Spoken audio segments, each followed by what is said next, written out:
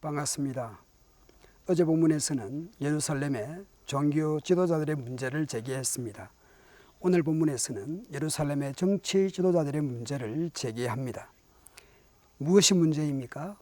1절에 보면 예루살렘에 있는 이 백성을 다스리는 너희 오만한 자여 여호와의 말씀을 들을지어다. 28장 1절과 3절에서 보면 사마리아에 대해서는 교만하다고 말씀하셨습니다. 28장 14절에서는 예루살렘의 지도자들이 오만하고 경만한 것을 지적합니다. 오만하다라는 것은 경멸, 조롱한다는 의미입니다. 메시지 성경은 14절, 15절을 이렇게 번역합니다. 지도자들은 말한다. 우리는 좋은 생명보험을 들어두었다. 손해보는 일이 없도록 만반의 준비를 해두었다. 어떤 불상사가 일어나더라도 우리는 괜찮다. 다 대비해 두었다. 전문가의 좋은 대로 다 해두었다. 우리는 안전하다. 사마리아는 풍성함과 그 요새에 있어서 교만했습니다. 자신의 경제력과 자신들의 방어력을 근거해서 교만했습니다. 그와 달리 예루살렘은 정치 외교에 힘입어서 오만합니다. 이런 의지들이 무식하거나 허무맹랑한 것이 아닙니다. 매우 이성적이고 합리적인 것이라고 생각합니다. 사마리아는 자신들의 장점을 의지하고 예루살렘은 정치 외교에 의지합니다. 사마리아는 요새를 의지하고 예루살렘은 애굽을 의지합니다. 하나님을 의지하지 않는다라는 면에서는 사마리아나 예루살렘이나 동일합니다. 그런 예루살렘에 대해서 하나님께서 어떻게 하십니까?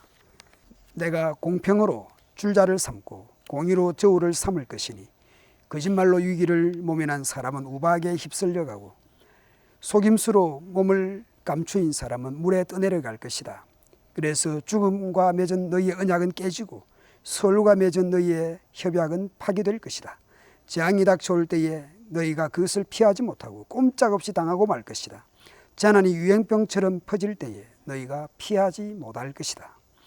하나님이 작정한 재난과 재앙을 피할 수가 없습니다. 브라심에서 다윗을 위해 싸우셨던 그 하나님이 이제 그 유다를 향해서 진노하시고 싸우실 것을 말씀합니다. 하나님을 의지하지 않고 자신들의 그 풍성함과 요새를 의지하고 자신들의 그 지혜, 외세를 의지하고 기대어 있어서 이런 문제를 지적하는 하나님의 말씀에 대해서 또한 조롱하고 있기 때문에 하나님은 이제 보호가 아니라 그들에 대해서 진노하실 것이라고 말씀합니다. 이런 질문이 있을 수 있습니다. 예루살렘이 사마리아처럼 하고 있으니 예루살렘도 사마리아처럼 그런 식으로 망할 것인가? 23절부터 29절에서 두 가지의 비유가 있습니다. 23절부터 26절은 씨 뿌림의 비유입니다. 농부가 밭을 개간하고 일구는 것은 그 일구는 것 자체가 목적이 아니고 씨를 뿌리기 위해서 일구는 것이다 라는 것이고, 두 번째 추수의 비유가 27절부터 29절에 있습니다. 추수를 할 때는 그 곡물에 따라서 방법이 다르다라는 것입니다.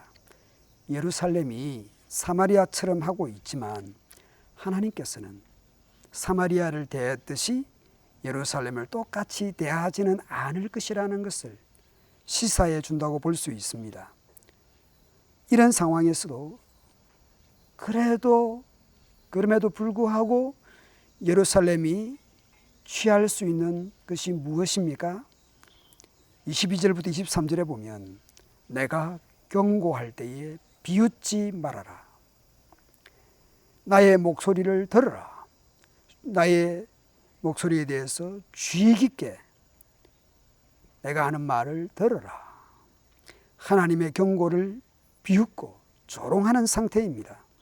따라서 더욱더 궁지로 몰리게 될 것입니다. 세상을 멸하시기로 심판하시기로 하나님은 그 뜻을 정하셨습니다. 예루살렘에 대해서도 그렇게 정하셨습니다. 이미 하나님의 정하신 그런 일이 일어나지 않도록 예루살렘의 지도자들은 대비했다라는 것이죠. 그러니 하나님의 결정에, 하나님의 뜻에 자신들은 아무 문제가 없다, 편안하다, 괜찮다라는 말을 한다라는 것입니다. 그것은 곧 하나님의 뜻에 도전하고 있는 것이죠.